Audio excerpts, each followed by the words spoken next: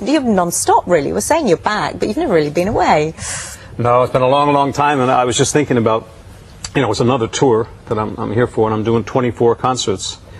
And I'm going to find it very, very hard to stop. I know realistically I have to, and have to consider that, But I live very close to an airport at home. And when they're using one of the runways, the flights go over my house. And I can always tell when I'm ready to go. I don't hear the planes at all. And then all of a sudden, I start tuning them in. I start hearing them. Yeah. And that means you're ready to get back on the time to go. Yeah. Well, take us way back then, Gene. You said decades in the business, but you weren't a singer to start with. I mean, you were in the business and highly successful, but you were writing.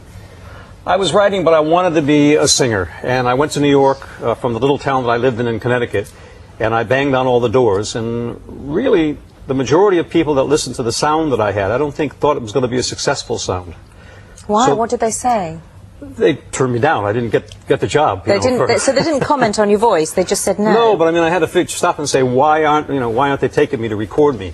So I thought that songwriting might be a side door, because when you were writing songs at that time, you always made a demo disc, which was to present your song to someone else to show them how you thought it should be done, And it almost worked the way I thought, because I figured that all the A&R men would hear those demo discs.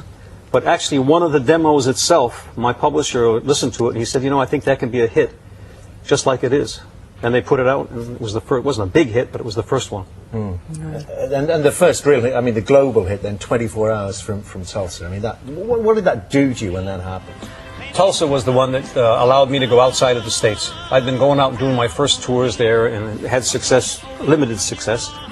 And I came to London to do television for promotion, not really thinking that was the song at that time, because Tulsa came out in the middle of the British invasion, and it was all Brit groups.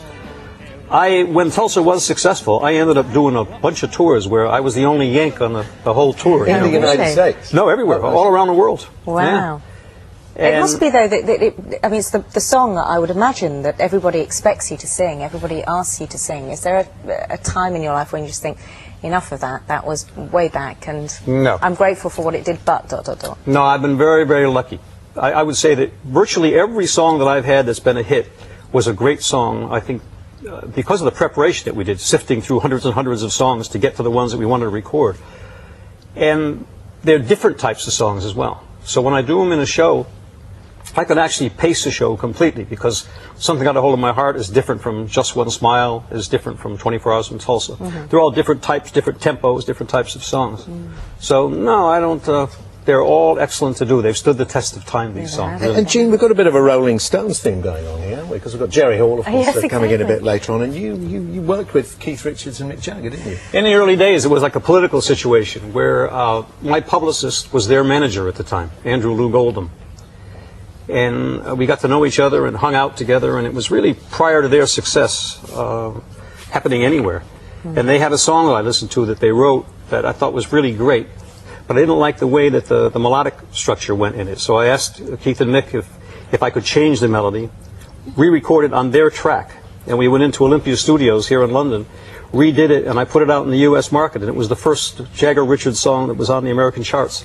Really? Before they had one with the Stones. Yeah, before they That's amazing, isn't it? And a lot of trust in you to say, yes, all right, then you can fiddle amazing around with the track. Amazing what they've done, though. I'm so proud of those guys, to go out. I was just reading something the other day, and it said that when Mick finishes a show, because of the strutting thing that he does all the time, he's constantly moving, he does like 12 miles.